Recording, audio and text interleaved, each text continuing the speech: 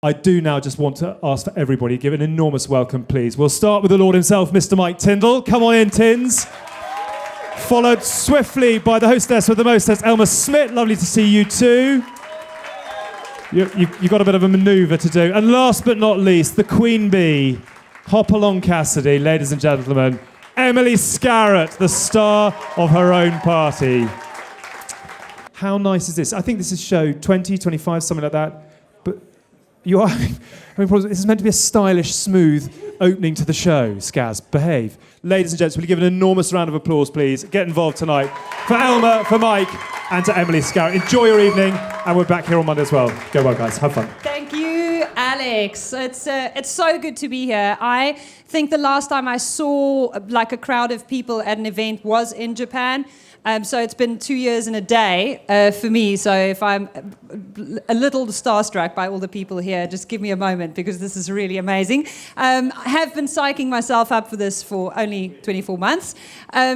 We are so happy to be at the Prince in Fulham. When they tagged me on Instagram, I did worry for a moment that we would actually be outside under the stars because my African constitution is not quite managing with winter just yet, but we'll get there eventually. It's really cozy and gorgeous, and you really have the best seat in the house, courtesy of Red Bull. The other thing is, not being in South Africa, you have lights and stuff. We have electricity here, which is also really nice, yes. I also, for the first time in my life, now live in a house that has heating. We don't have that in Africa. I couldn't manage. It was embarrassing, but I didn't really know how to switch it on. But now it's working, and I feel very fancy for having it. Back to the rugby. Thank you so much to the good, the bad, and the rugby for doing what you guys do. I have to say, I mentioned this when we first went on air with episode 1, which I think was the week of International Women's Day in March. A lot of people for International Women's Day tend to, a lot of brands and people who work in marketing go, ooh, it's International Women's Day. We need to think of something that we can do to make women feel seen. And then they do one thing and then they move on, and the rest of the year there's just nothing. And so for the good, the bad, and the rugby, to actually do something that has had lasting impact and is consistently growing and going places is incredibly refreshing. And I love the fact that they don't just talk about women's rugby, but they really created a platform for women to talk about rugby, both women who would be terrible at playing it, like this one, and then Emily, who's the best. So thank you, Mike, and you guys really do amazing work. No, look, it's a simple thing. I think women's rugby is growing. I think it needs a platform to grow. It needs a lot of it comes down to sponsorship. So thank you to Red Bull for being able to put all these things on. And you know, it's difficult for the girls. That, you know, they finally, I think the Allianz Premier 15s is going to be the leading light in professional sport for women's rugby, and hopefully we'll get a multiple of cultures coming in and players, and hopefully that will then generate stuff around the world. But it needs people to get involved. It needs sponsors to get involved. I think the game will only get better. Me and Emily have discussed this in the fact that I think they're back in where I was back in '97 when it just turned pro, and it's an exciting future for all of them, and it can only get better. So if you run any companies, CEOs, anyone in here, then please put your money into women's rugby and let's make it grow. And I love the fact that I feel like rugby is everywhere right now. I got off the train in Richmond last night and there was just so much branding about the Autumn Nations everywhere to be seen. I walked in here and that whole thing being the tunnel and the little change room down below, the way that the Prince and Red Bull have taken the opportunity over the next 21 days to create rugby-related content and events for 16 out of 21 days is just amazing. It might get colder outside, but it's certainly warm and fuzzy in here for someone like myself who has been watching the Autumn Nations tests from afar for many years. So this is a really exciting period to be here. And you, I hope, will be back when the good, the bad, and the rugby will have Jack Nowell on here. Next week or the 8th or something. Yeah. I don't even know what day it is anymore, but yes, we will be back with Jack Nowell, Red Bull ambassador and legend, the most tattoos on a man and the most chilled man in the world. I just follow him, and I've got like 3 kids now, and he's got his child, and everything looks quite cool. He goes camping, and he looks like he's just everything smiles. And then I look at mine, and all I seem to do is shout at them. So I don't know whether it's the full West Country down Devon way, where he just is very chillaxed, or he only manages to capture those magic moments. My magic moment. You tell you're a dad. Who says chillax? Chillax. Yes, I am old. Thank you for that. Fuck you, Emily. I used to like you. Sorry, there's the first swear word of the night. Don't worry, there'll be more. We were trying to do a family show here. Yeah, no. I always liked Emily, and then I realised that Aitchison's far better as a centre. Scored on the weekend, and maybe she's the way forward. Gosh. Sarah's such a great captain as well. Okay. I'm really going to bury you now. You've turned up for one show, and then you rinsed me. Okay, come back for Jack Nowell and then get some parenting tips if you feel like you or anyone in your life need it, because Mike's going to be asking him. I need parenting tips if there's any out there. He is a Red Bull athlete, and I've heard amazing things about how they kitted out the athletes with literally at-home gyms. It's not just, like a few cans of energy drinks. There's like very literal ways in which they work towards getting all of the people they're involved with to really push the boundaries, even in lockdown. Yeah, well, you say that. I've just said he's a great dad, but the reason he got that gym built was that he then spent 6 hours a day in there, so he had to avoid being actually a parent for 6 hours. Red Bull really supported him on that bit. But no, I think what Red Bull have done and what they do, if you watch any of the VT, if there is VT going around, I so want them to teach me how to fly with one of those suits on, where you just jump out of a plane and you don't really know where you're going until you pull the chute. That'd be so much fun. Crazier the better for me. Are you of that or not? Yeah, I'm keen. We were just speaking in there. We should do a verse, boys v girls verse. GSR, what are you going to be in on this? Or I reckon you and Alex might just do the old. Yeah, we're here. We're here. It would be really good if I could retain my teeth in this process. I'm keen. The problem is that I know myself really well, and so I have loads of confidence, but not the actual coordination to pull a lot of these things off, which is why I'm a really good spectator, but I tend to destroy myself in participating in I think if you jump out of a plane, coordination doesn't really matter.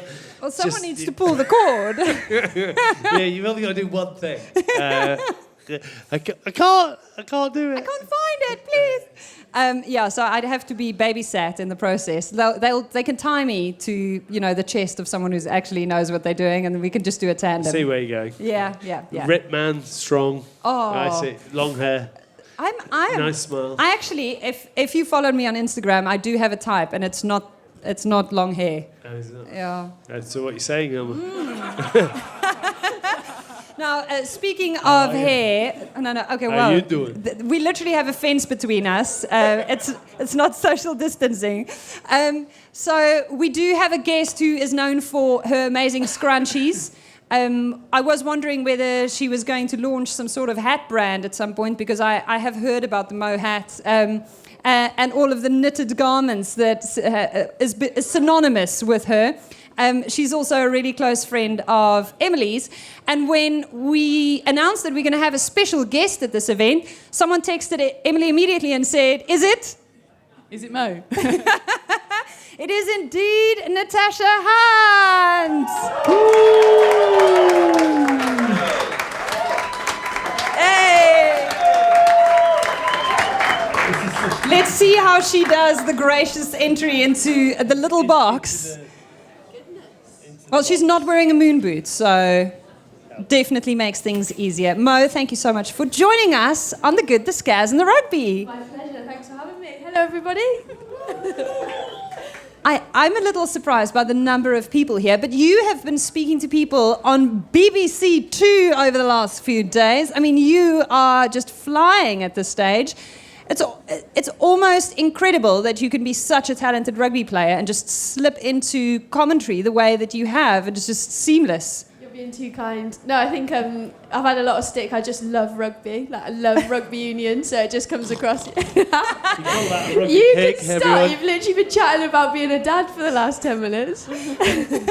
Yeah, no, I just love it. So it's been a pleasure to be involved on it, and amazing to see. And I love when the numbers came out yesterday that there was 700,000 viewers and another almost 100,000 on streaming requests. That's rivaling, some serious football matches in terms of the scales of the interest. It shows you that if you put it on BBC Two, people are going to watch women's rugby. Oh, 100%. We've been saying it for years. Like, we just need to be able to be seen. And as soon as it's out there and people can access it readily, like, the growth is just going to be huge. So, yeah. We had to battle flog it at the Six Nations, didn't we? And if anybody knows about that, we've beaten them now. So, yeah, long may it continue. But, yeah, it's awesome. Terrestrial TV, no excuses. If you want to watch it, it's there for you. Irony so awesome. that you didn't play in the game that beat flog it, but there you go. Oh. It's also really good timing when you do have 700,000 people tuning in on terrestrial TV to then have the kind of performance that they put out. I mean, it is really important to then also reward people with loads of tries, which was a spectacle to behold. I mean, I watched it and absolutely loved it. I think, sometimes there is a stigma that comes with women rugby, and people need to knock that barrier down now. I think in the world that we live in, you can appreciate good skill sets, and there was so much of that on the weekend. And, New Zealand will say we're a little bit rusty, we haven't played for 2 years and this and that, and we'll obviously see this weekend what that happens. But you play what's in front of you, and the girls did such an outstanding job stretching them, making them look like they hadn't played for 2 years. And that's a skill in itself, because sometimes you can get dragged into games and play the way that someone else wants you to play, and to stick to what was working for you and carry on doing it. And some of the individual performances, and they deserve that win, and they should be, sort of applauded for it. When Sarah Orchard turned to you towards the end of the game and said, "So, Natasha Hunt, tell us who your player of the match is," I went, "Oh, isn't that awkward?" Because, I mean... I disagreed with her, by the way. Go on. Oh. Who was it? No, I thought the fullback. I mean, I thought Dow had a great game as well. But I've already talked about little things that will make her absolutely unplayable. But I thought the fullback is just Kilkane. Kildun was unbelievable. Her feet, her ability, her carrying in two hands, it was amazing. There were obviously good quality bottommen. I thought you never appreciate a prop, but bottommen was outstanding. Obviously, the second row scored 2. There were so many quality performances, and you couldn't name anyone on the New Zealand team who you would say should have got into that team, and that was always the Clive Woodward way. You always just compare one team with the other. But is the broadcasting thing really easy, or do you have moments where you go, "Don't make me do that, please"? I don't like the player of the match. Like, I really don't enjoy picking that. Obviously, like, play a lot with the girls. I'm quite close to a lot of the girls as well. So anyone I pick, I cop so much stick for. Like, I'll be inundated with messages like, "Why did you pick her? No, it should have been this person," which I don't mind, because obviously I always want to check. But for me, the reason England won was the distribution. Zoe Harrison was just brilliant. Like, the way that she moved the ball, I understand what you're saying, but for me, the reason that team won and they look so good is literally what you just alluded to. So that's why. Mo texted me about 20 minutes into the game saying, POM, ? Zoe Harrison. I was like, mate, I think 20 minutes is gone. Like, calm yourself down a little bit. But, I agree with her, to be fair. Not just sticking up for my mate, but I do think she was very good. And so much has been said about Katie Dana-McLean retiring and someone filling that shirt, blah, blah, blah. It's getting boring now, and she's my friend as well. But I thought Zoe was really good. She actually stepped up, took it on, looked really confident. I was really happy that she was able to put that performance out.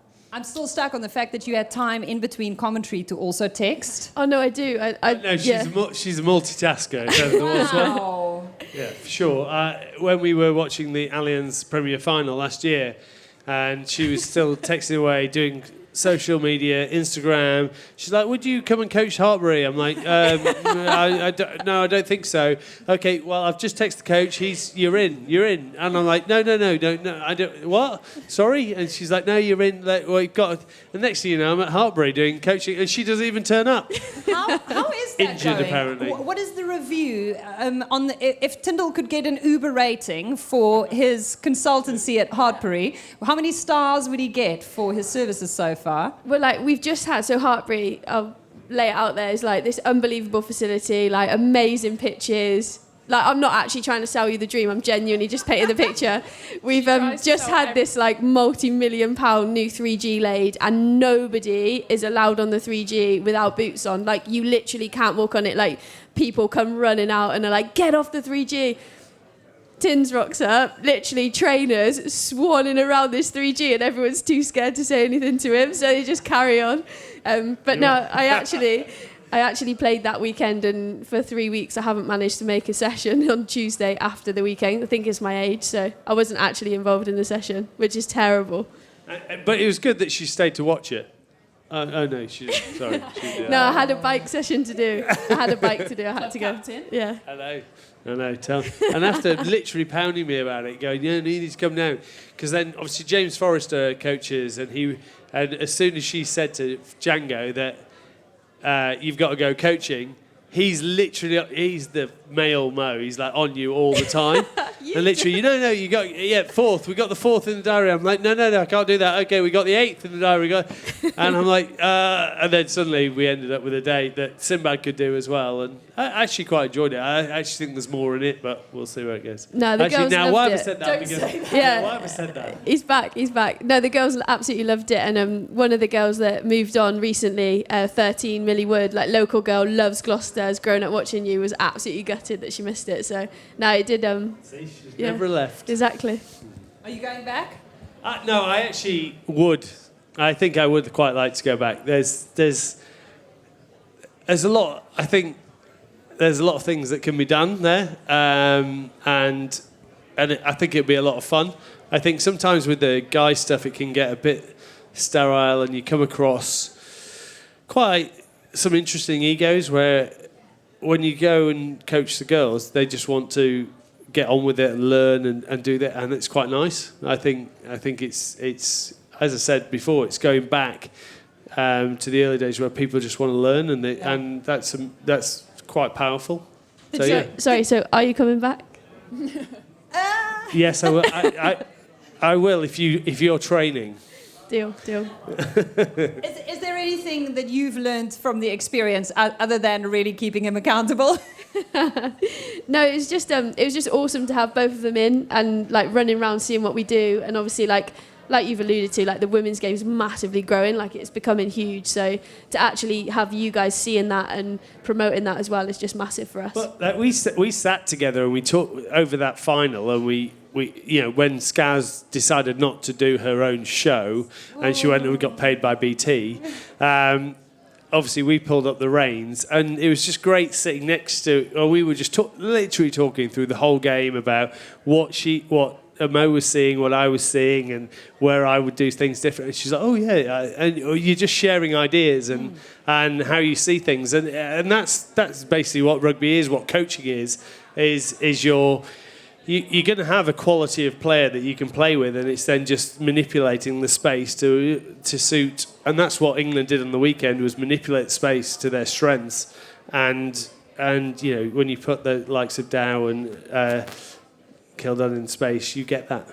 I really loved watching the match from home because the atmosphere seemed amazing out at Sandy Park. There were so many people and they were so seriously...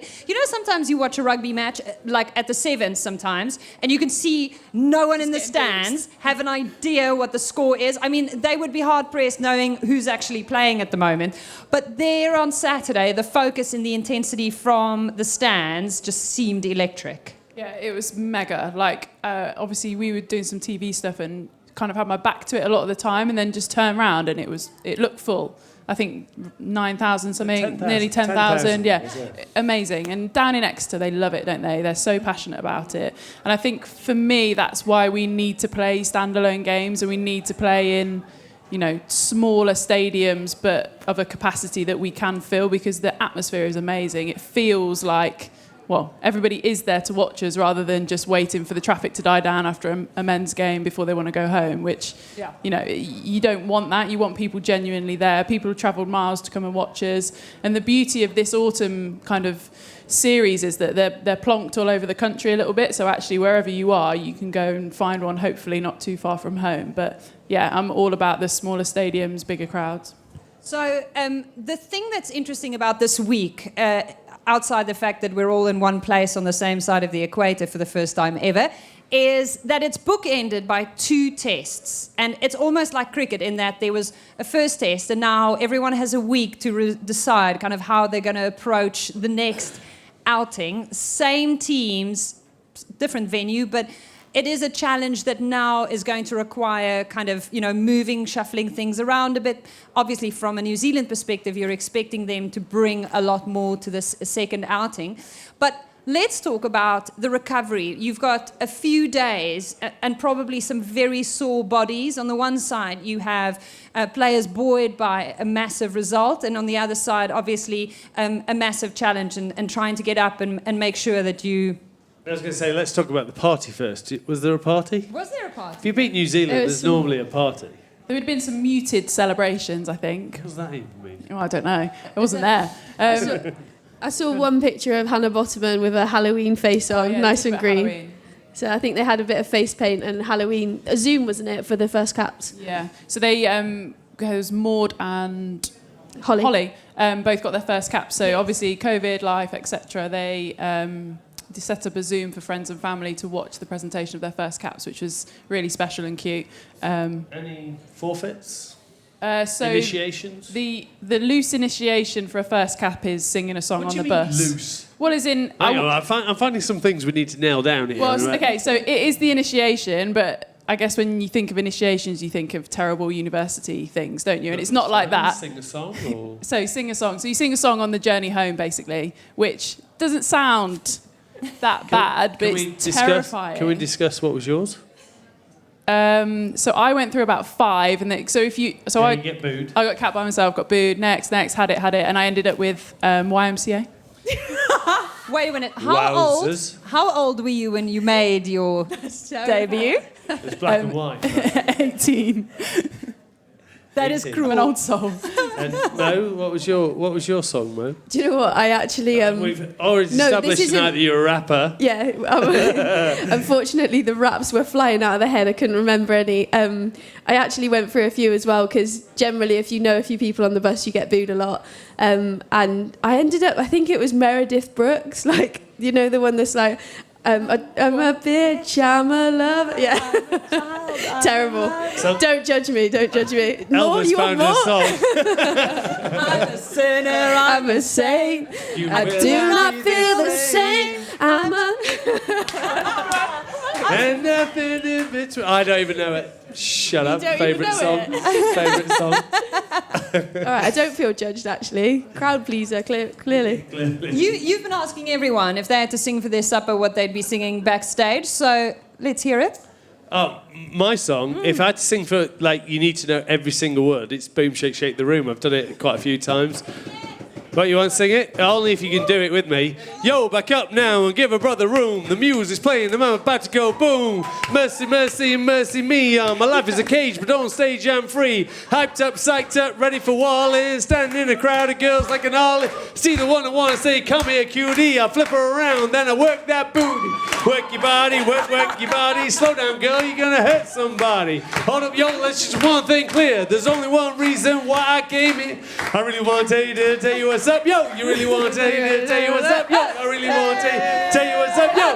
I came here tonight to hear the crowd go boom, shake, shake, shake the room. Boom, shake, shake, shake the room. Do you really? I'm not doing all 3 verses. Mike Tyndall, ladies and gentlemen. I'm available for all bar mitzvahs, weddings, He's back on the Monday. occasional funeral. Right here at the Prince in Fulham. He sometimes, Well, it's ironic, the Prince, Fresh Prince of Bel-Air. I knew. It's almost like it was staged. It's almost like we literally planned it like that. Okay, so let's talk about nutrition. Red Bull, of course, being the sponsor. This is an impossible segue, so I'm not even going to try get across from that into the next topic. You could have gone high energy. Yes, That was quite high energy. We're all here about an energy drink. So you are recovering from a massive game on a Sunday. You've had a little Halloween. Everyone's been singing on the bus. You wake up on Monday, and I'm sure, no doubt, it hurts. Tell us about what Monday is like immediately after that, knowing that there's another one coming this weekend. you've got a table full of backs, which probably aren't the best people to answer this question, because I think the forwards definitely feel it worse. So maybe we could hand the mic to Bri. But I think it's definitely easier to recover once you've won. That's the first thing I'd say. So coming off the back of a win, the girls will be buoyed by that for sure. But yeah, it's kind of like the boring stuff. You'll get in the ice bath, you'll do the pool recovery, you eat a lot, you have to fuel loads. I wish you go. No, do you know what? Scaz doesn't actually know about this bit, because if you play like a full 80, which generally Emily Scarrett, ladies and gentlemen, does, you get a very different recovery to the girls that come off a bench. So if you come off a bench, you have to do after match fitness after the game, which is just awful. You've already warmed up about 5 times, and then the day after you have weights and a bike/conditioning session, whereas all the other girls just swan off into the pool. So yeah, it's 2 completely different things. But you don't know that, do you, mate? Well, the question was recovery, so I was answering how you recover. You can only do what you've done. Yeah, exactly. You know what I mean? You only know what you know. Yeah. But yeah, no, it is a good day, really. Well, it's not if you're a sub, but No. you get to go in the pool. Yeah, I think... loads of fueling, I think, is the key thing. So you essentially just eat loads, a bit of foie gras on a Monday after a game, and it's quite good. So you just restock everything, because you lose a hell of a lot in a rugby game that you don't really appreciate. Yeah, hydration, food, good carbs, good fats, good protein, all of that stuff. It's so professional now in the fact that they know how many meters you've covered. They know what yards. That shows how old I fucking am, doesn't it? Anyone have a metric conversion? You know the meters that you've covered. You know the forces now. I know that some of the girls are wearing the gum shields with the force monitors in.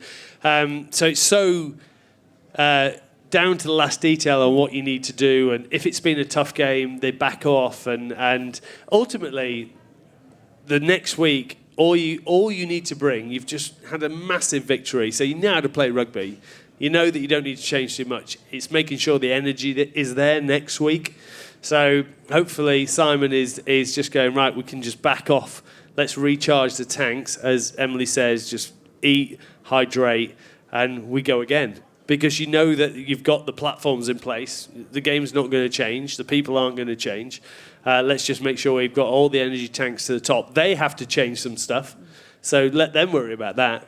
We've just got to make sure we refuel and we go again. As the one person who has never played any professional sport, I can tell you I was in the bubble with the Springboks for the Lions tour, and I was astounded at how much variety in fresh products and berries and salads and quinoa. And I thought it was just going to be meat, and some more meat. But there was actually, the diet was incredibly varied. Is that something that happens across the board? Their budget's a bit bigger than ours, I think. Oh, really? Yeah, 100%. No, yeah, look, 100%. It's not just meat. It's about all your nutrients and minerals and vitamins and all that sort of stuff as well. Macros. Macros and micros.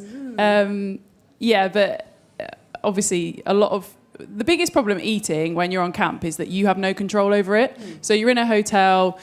Yes, you have input from a nutritionist sometimes, but essentially you get what you're given a little bit, and there's a bit of choice in that, but you don't. It's not like the luxury of going to the shop, and especially now, COVID times, the girls can't leave. They can't go to the shop if they didn't enjoy dinner or whatever.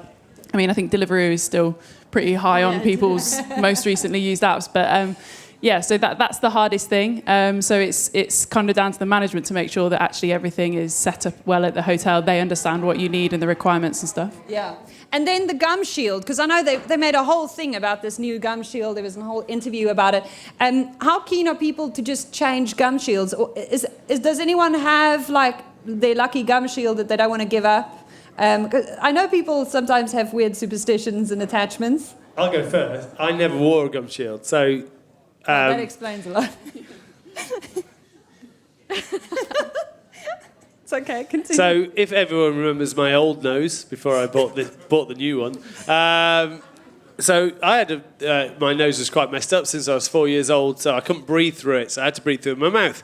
And most gum shields used to be quite big, and not to say that I looked really bad before I sort of paid for everything to be fixed, but I had teeth that sort of overlapped, and I sort of wanted my teeth to get knocked out so I could get a new set.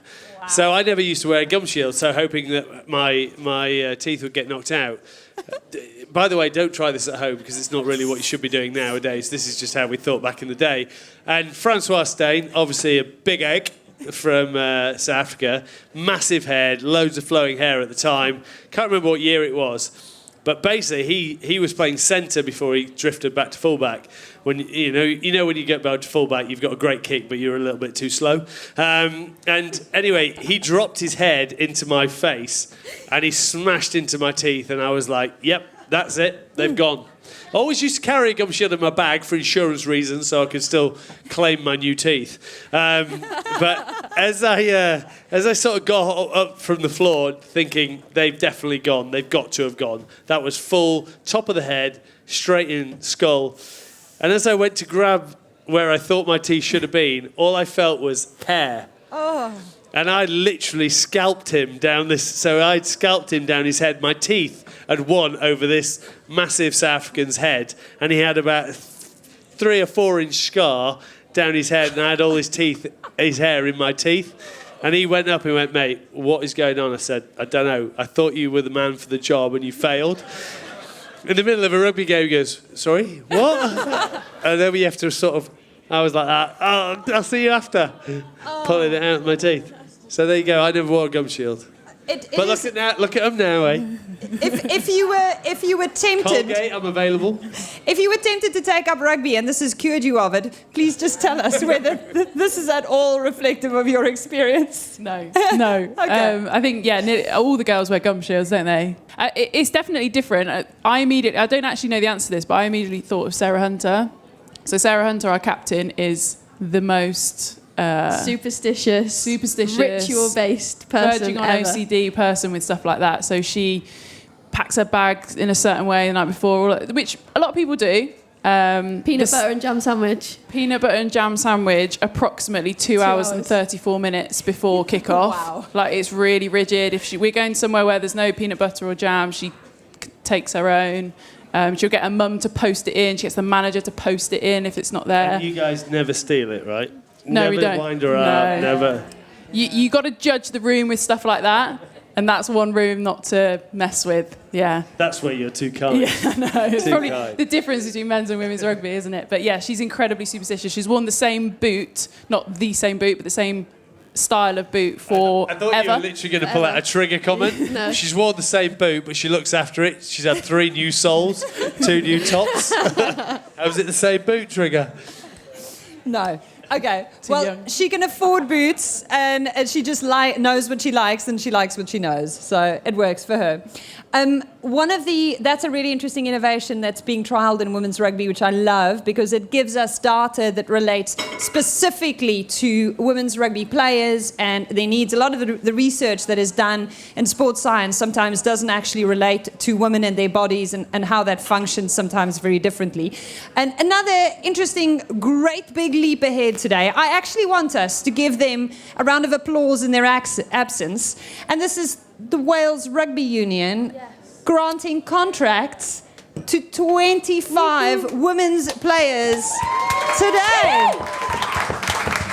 Huge. Awesome. Yeah, so good. So I'm fortunate enough to play with about 8 girls, maybe more, at Gloucester Hartbury of the Welsh girls, and I just know how much it means. Like, so many of them, we train, like we travel so far to play games on the weekend, and then they're straight back to work. They come to us after work, so sometimes they don't even get there. They're running into meetings, still in their work clothes, trying to change before gym. So just knowing what it means to them, and also for the game, like it's huge for the women's game. Like, hopefully this will be the start of something bigger. I know Scotland have got some part-time contracts in place already, but the more nations that start to do this, the more nations have to, and it's just so important for the game. We hope that this now continues to put pressure on other unions to do it. Obviously, England have done it. We've been incredibly fortunate. Hopefully our results are speaking for themselves, certainly in the last 24 months or so.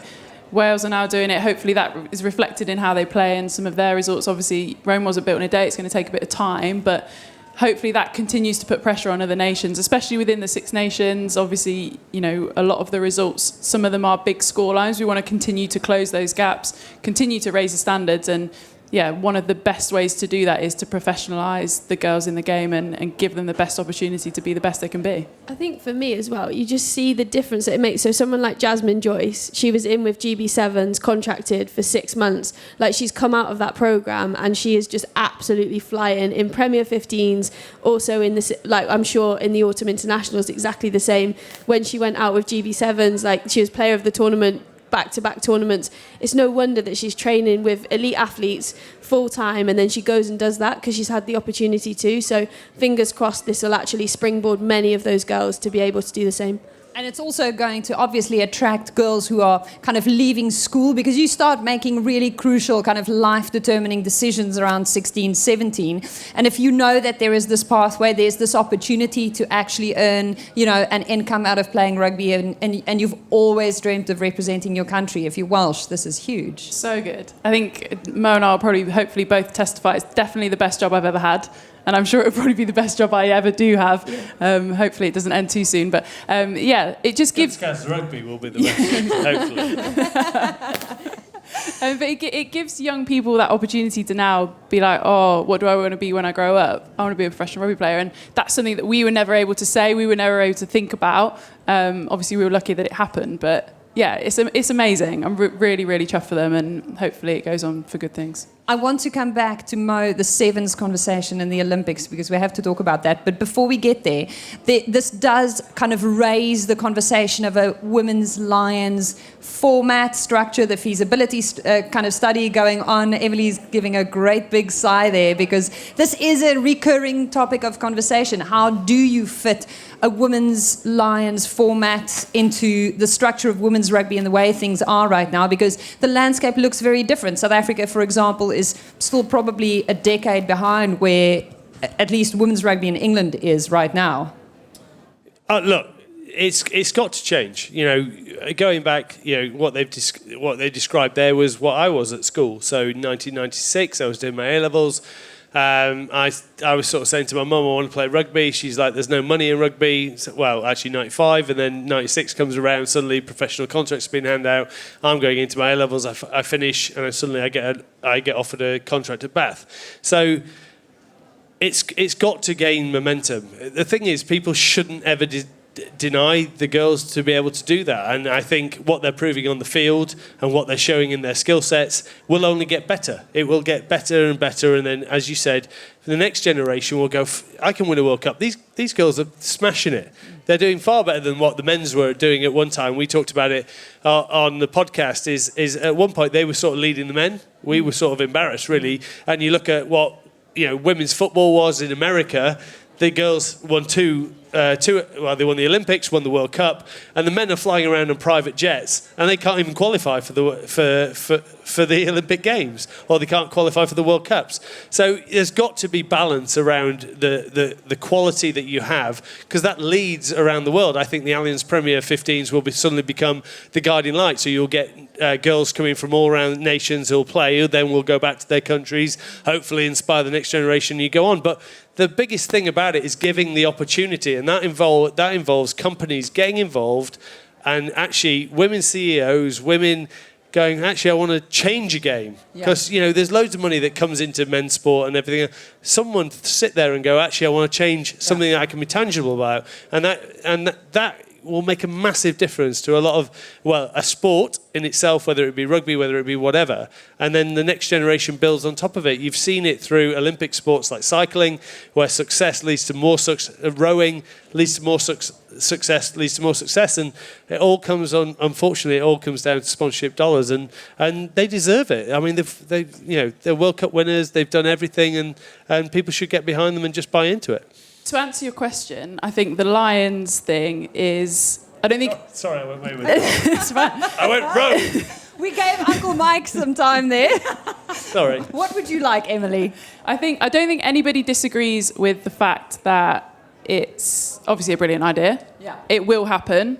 I don't think anybody disagrees with the fact that the women have to do it differently. They have to find their own way, because the men's model won't work. And I think that's exactly right. I don't think anybody has a disagreement about that. I think the bits about how are the really difficult bit. how do you formulate that Lions team? Because at the moment, obviously, lots of people would assume it would be largely England dominated, that side or that squad. Obviously, with Wales contracts, that would be hopefully, again, change that landscape a little bit. But it's the how. I don't think there's so many things that everybody agrees on. You know, the side can't go to South Africa at the moment, as you've just said. Going to New Zealand would be great. Could we go to North America? Definitely. Could France get involved? Maybe. Making it women specific, yes, big tick. However, the how is the biggest difficulty. However, I'd love it to happen. I'd love it to happen soon because I'm knocking on. Yes, please. Also, like, I understand that point in terms of like it being largely English dominated, but that's, for me, that's because players haven't had the opportunity to train. Like, if there's a window of like a month or something that you're out on tour, I think there's so many people in the Welsh international squad, in the Scottish international squad that could actually push for those places, but it's just actually seeing it, like being part of that GB7 squad. There were some quality girls. Lisa Thompson, one of the most talented players I've ever played with, skill set wise, across the board. Like, no offence, Scaz, I know she's in your position, but genuinely, like, one of the most skillful ballers I've played with, but she doesn't get the kudos because of the nation that she's potentially playing in at the moment.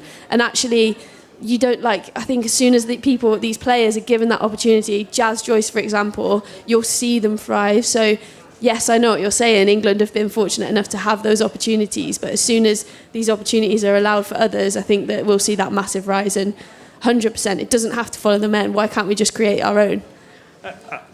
And it definitely shouldn't follow the men. It's a different sport at the moment. Yeah. And I've talked to Emily numerous times about other things that I think should change within the game. And you build it to what will be the best attraction for the fans that are out there. And that's what you've got to do. And that's what's great about women's rugby, and a lot of the solutions that are proactively being instituted is that it doesn't have as much of a heritage. So it's boxing clever in very structural ways. So the creation of the Allianz Cup, for example, while the internationals are ongoing, bringing a wider pool of players into participating in matches in that time and ensuring that there's still competition ongoing in these periods. That's a really innovative thing that that's really unique, I think, in women's rugby, and that's great to see. You talk so beautifully about your experience with the GB team. How do you feel about that now? Because when you Google the photo that comes up, when you Google the GB7s, it's just you being crushed, Crouched, absolutely crushed. And you can just, the body language is painful to even look at. Is it still really tender, or how are you feeling now? Do you know what? Like, after we got back, it was one of those anywhere but fourth. So obviously going out to Rio, coming fourth, like Scaz can testify to as well, it was absolutely crushing. I remember walking off the pitch. I don't think we've ever spoken about this. I remember walking off the pitch, and obviously Scaz was our captain out in Rio, and they asked her for interview, and I've never seen Scaz so upset. And I was just like, oh, I can do it if you want, because she was just so crushed. And when you're like, you don't want to see your mate have to go on telly and like actually deal with that. But she was like, no, it's absolutely fine. But that moment was just awful. Like, we were so dominant the whole time. Played Canada in the pool, absolutely crushed them, and then didn't turn up for the final. So that was in Rio, and then we went back out. We were unbelievable. Playing against USA in that quarter-final was probably the best game of sevens I've ever been part of. The heart from the girls, like the defensive effort, everything. Everyone was talking about it, how amazing we played. And then we just didn't back it up. The second day we came back, and there was myself, Abby Brown and Jazz Joyce that were there 5 years previously, and we just said, girls, we're not doing it again. Like, don't let this happen again. Like, we have to turn up. This job isn't done. Because we were sat, weren't we, on the bus after quarterfinals in Rio, dancing, going wild, because we got ourselves into a medal opportunity, and we were absolutely loving our lives. And then that was my biggest takeaway from there, not to do that again. The job wasn't done. We had a quarterfinal, we had a semi-final to fight for, and we needed to show up. And unfortunately, it just wasn't our day. And yeah, it's crushing. But at the end of the day, like, we talked about it being a bigger journey. We talked about getting GB7s on the map. I know that I kind of swanned into that journey really late, but it was still exactly the same for me. I had the same heart and desire to put sevens out there for everyone and to leave that legacy. And I definitely feel like we did that. So that job was done. And also, like, a medal doesn't define you. I think that's the biggest thing as well in sport. There's so much heartbreak at the Olympics because everyone's going for gold, and then some people might get bronze. So Fiji probably came away from there with a bronze medal, absolutely loving their lives, and everyone else was absolutely crushed because they hadn't achieved their goals. But that doesn't define it, and that journey for me at the time that it was in my rugby career was probably one of the most special. So yeah, I take that. Someone's clapping you then, wasn't it? Yeah.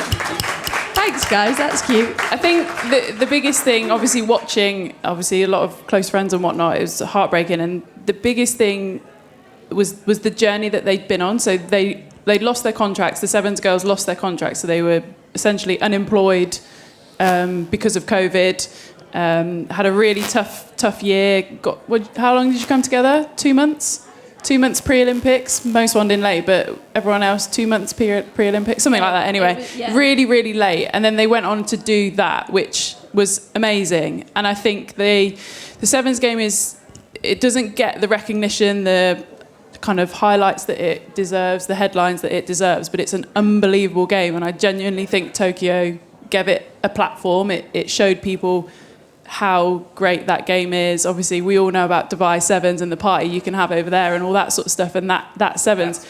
Yeah, I don't understand why it isn't given the kudos that it deserves, because it's an unbelievable game. Yeah. I think for me as well, like, backing up the conversations we've just had about the Lions, like, there's no reason why we have to keep separating England, Scotland, Wales in women's sevens. It's a completely different ball game to the guys. Like, on the World Series, the guys are all competing in their own right, and then they come together for Olympics and GB, whereas the women don't have that. It's only England that have the right. We actually are a stronger team when we go as GB, and we were in the Olympics. It showed it. So the fact that we're still trying to separate that and go England, Scotland, Wales on a World Series when there's a platform and an opportunity for these girls to play, I just don't understand it. And I feel like we don't have to keep that exactly the same. That model can change for the women's game if that's the best thing. Does it not help all the nations by having nations out there, and even if you do play individually, ultimately you want a global game, so you need as many nations as possible playing in those sevens.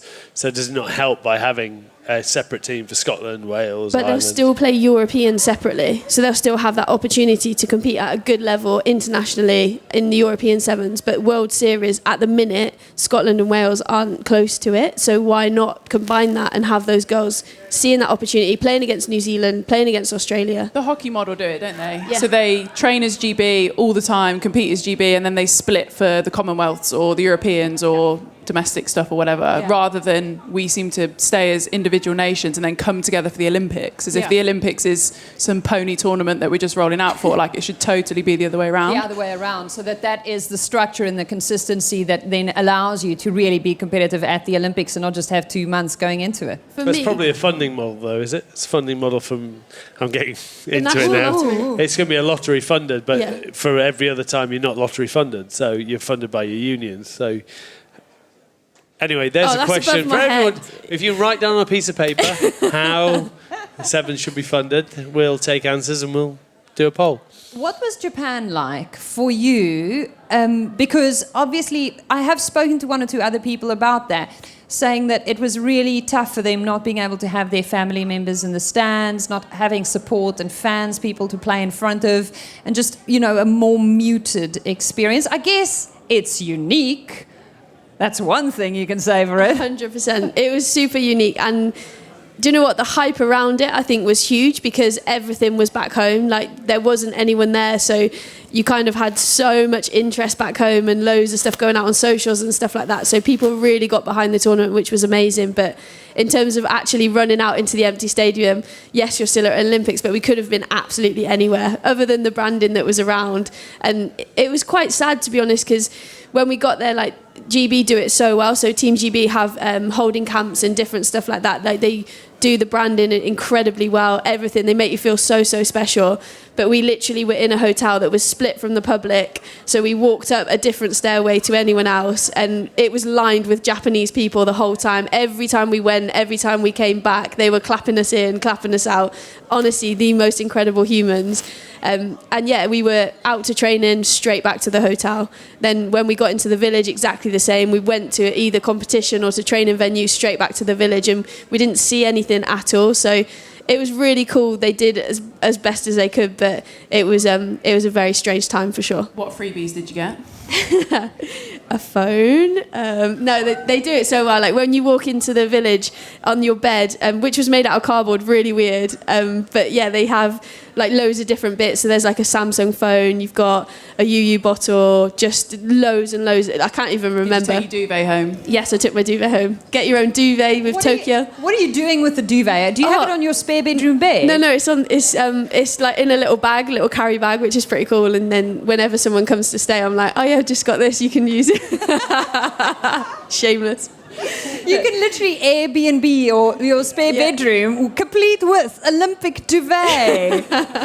So you come back from Japan, Mo, and the next thing you're back into it with the 15s. I mean, you said it at the start, but you really do love rugby. Love rugby union, yeah, absolutely love it. Yeah, straight back in. So I think I had a 3-week break because I wasn't contracted anywhere. I was allowed to just go straight back in. So 3 weeks off.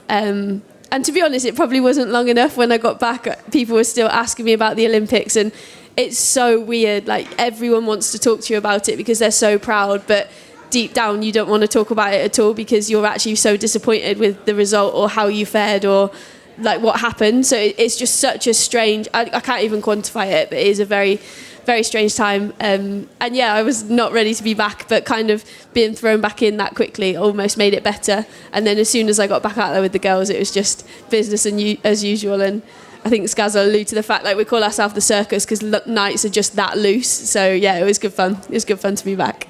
Tins will know, good Gloucester nights out, a different gravy. I can't really repeat any stories that I've had from Gloucester nights out. Yeah, it's a good night out though. You just come on. What do you want to know? What do you want to know? You literally, you cannot do that. You want to know places, nights, officials, names, dates, the whole thing. What? No, from Gloucester. I don't know. Where do you normally go out in Gloucester? We just go Keys and then go into town like the Strip. So. See, this is where the girls are a little bit different. We just head into the Nam. They go to Cheltenham. Into the Nam, back in Cheltenham. Everyone used to live in Cheltenham. It's changed though now. Quite a lot of the boys live in. I remember it used to be a place called Casey's in Gloucester when I was first. Yeah, that was like 30 years ago. Yeah. And all right, I know I'm old. Stop it. Yeah, but you get trapped in this place. It's like a time warp. But and then you wake up and it's 6 a.m. But. Do you ever go into the Nam? Nah, very rarely. Gloucester girls. Nam's too posh for us. Yeah. I was wondering about that. Is it a little posh? Yeah, it's a bit posher, yeah. I don't know what you're saying. Sorry, I can't understand what you're saying right now. Look, it varies. I've been out in numerous nights out. We used to do end of season tours, and we'd go do a tour around the Gloucester pub. So we'd end up in Long 11s, we'd end up in Dursley, we'd end up in... and you have some interesting nights out there. Yeah, morph suits, though, is always safe. No one can see your face. So it's always quite good, yeah, until someone rips the suit off your back. And then, then it gets a bit interesting. But, morph suits. If you see people in morph suits Well, if they're ginormous people, generally they're rugby players. Suspicious, so they're trying to hide away. Be suspicious. Do you know that I once busted Brian Abana at Loftus Versfeld at a Springbok test in full, like he was wearing a wig and a beard wig. Like it just kind of went all the way around. And the only reason I realised it was him is because his son was with him and I recognised Timothy. And I went, hey. And he went, how did you recognise me? Shh. Because we were in a huge crowd of people. So next time you see someone wearing suspicious looking outfits, hair with massively broad shoulders, take a second look. It might be a test rugby player just going incognito as a fan. Returning to 15s is a topic that we've discussed before with Emily, but having come from 7 straight back into it with Gloucester, were you like the fittest person there? Do you know what? I remember coming back and doing my first run back, and I actually did it with Zoe Allcroft, who, by the way, is an absolute animal. Like, she's such a machine. And it was one of the first times that I beat her, but I like actually rinsed her a little bit, and she was so sad. So yeah, I didn't realise quite the fitness that I'd come back with, but it did make a huge difference. I've plateaued already. Don't worry, you'll be fine to know. But back to the usual. Back to the usual, yeah.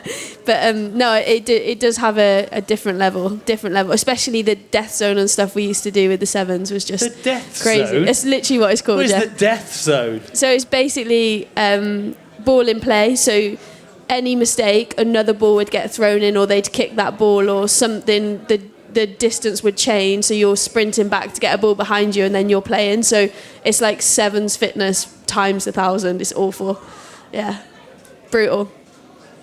I'd love to be in the death Times 1,000, zone. Yeah. just in I was case. going to say, this sounds like the kind of job I would never apply for. Yeah, I only lived in the comfort zone. It was just, that's where I tried to base myself, be an experienced senior player and live in the comfort zone. That's what you with dream 15 people on a pitch to keep it nice and slow. Yeah, and be old and smoke a Cuban and go, no, send the young guys in. Yeah. Speaking of fitness, Emily, not fit at the moment, obviously still wearing a boot. What does remaining in shape look like when you're not super mobile? It's hard, actually. Yeah. I stepped on the scales the other day, actually, and I was all right. And I'm questioning whether the metalwork that's now in my ankle, how much that weighs. The surgeon wouldn't give me an answer. Not a lot, I'll tell you, not a lot. But no, look, when you're rehabbing, you actually train potentially sometimes harder than when you're actually fit, because you've got so many sessions to do. You've obviously got all your rehab, you've got all the finite stuff that you're doing around the individual bits around your foot and the muscles and the intricacies and all that sort of stuff. So, got lots on, working pretty hard, but obviously not back up and running anytime soon. So I'm going to enjoy my Christmas, which I'm very much looking forward to for the first time in a long time. Is that on the farm? God, yeah, of course. I didn't see any turkeys on the farm. No turkeys on the farm, but Mum does a good Christmas dinner. She's a very, very good cook. Mums It's always do, don't they? stereotypically farmy. It's very good, yeah. Can we just clarify how much time you actually spend on the farm? Because I feel like this narrative is building and people are expecting you to retire, to go farming, although I feel like that was properly ruled out in episode 1. Go watch it or listen to it.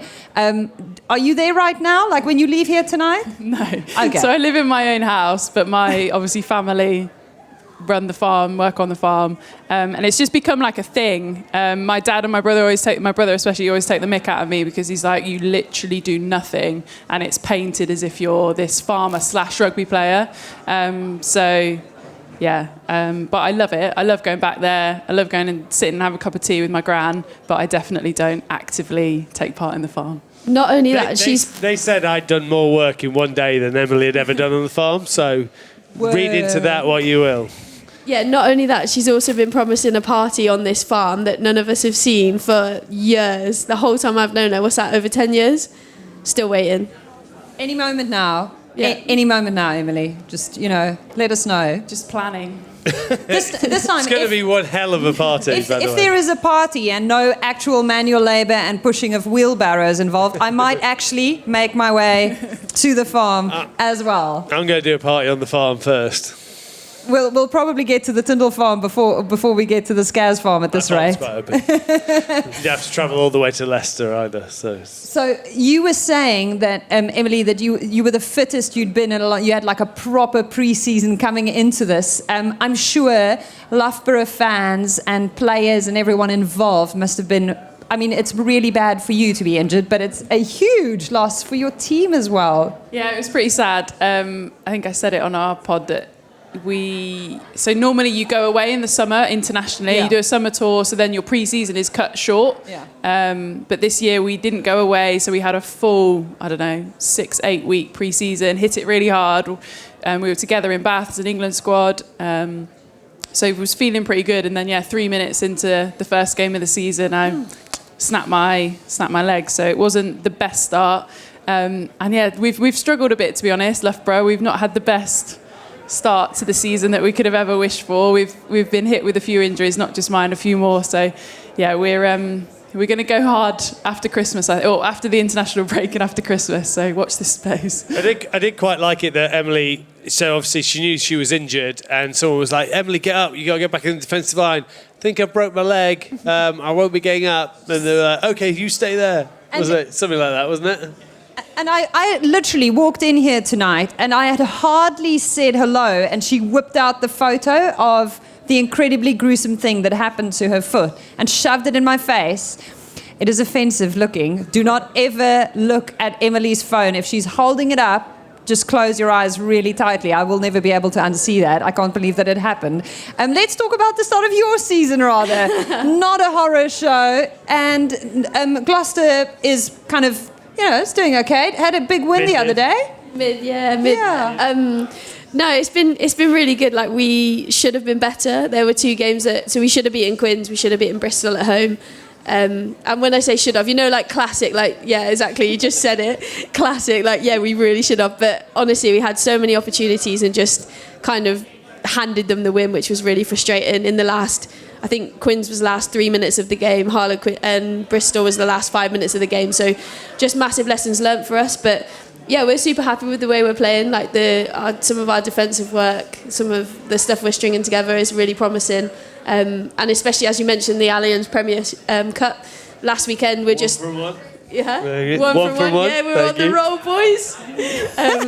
Yeah, we're just looking to throw the ball around a lot more, like give the girls opportunity to play, which is super fun. Not for me, because I was non-playing reserve this weekend, had to do the warm-up, then fitness and run water, which was super fun, but hopefully get a little bit of time this weekend, so we'll see. They obviously realised they need to keep your feet on the ground. Yeah. Olympic girl, keep her feet on the ground, keep her honest. And she is literally going out on terrestrial television as an exceptional analyst commentator these days. You just kind of have to rein her back a little bit. Well, yeah, she's just getting too big for her boots, really, isn't she? Luckily, she's a quiet reserve type.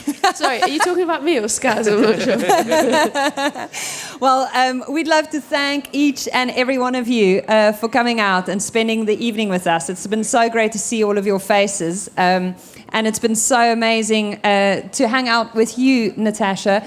Mo, it's been phenomenal to have you as part of the show, and hopefully you'll become a little more of a regular fixture in our crazy little party. Am I getting phased out, am I? I'm not saying that we are going to delete anyone. I'm just saying... It was the chillax comment that did it. We're going to make this circle a little bigger.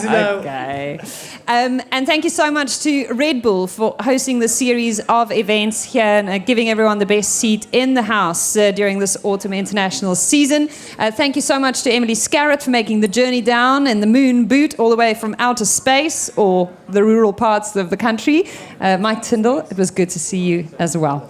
And we are the good, the Scaz and the Rugby. Make sure that you subscribe, listen, comment and share our next episode with your friends. Cheers.